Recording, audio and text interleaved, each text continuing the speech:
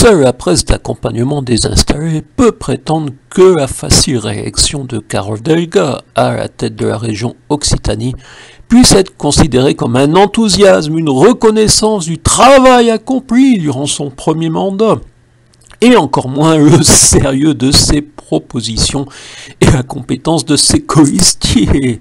D'ailleurs, dans le département du Lot, la liste est conduite par une communiste, certes une femme qui ne semble pas devoir être classée parmi les nostalgiques des procès staliniens, mais quand même, c'est un symbole, cette tête de liste communiste. La facile réélection de Carol Delga témoigne surtout de la confiscation de la République par les partis, qui pouvaient être candidats sans être soumis à une écurie avec toutes les tambouilles de la constitution des listes. Ainsi, au premier tour, la bande à Delga, où en plus des communistes, on trouve des socialistes et même des membres du parti de Jean-Michel Bellay, l'homme de la Dépêche du Midi.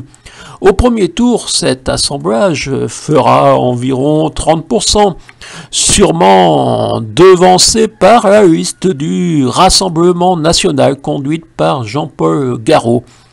Et vers 10%, on trouvera la liste des Républicains, conduite par Aurélien Pradier, ce symbole d'une jeunesse qui peut avoir de vieilles idées, puis celle de la majorité présidentielle, conduite par Vincent Terrail-Noves, et celle dite écologiste, conduite par Antoine Maurice.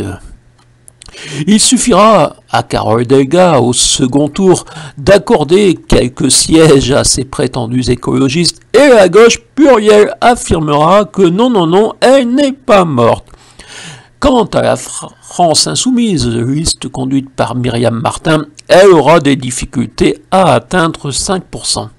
Avec, espérons-le, une participation inférieure à 50% pour bien leur montrer que leur confiscation de la République est bien minoritaire.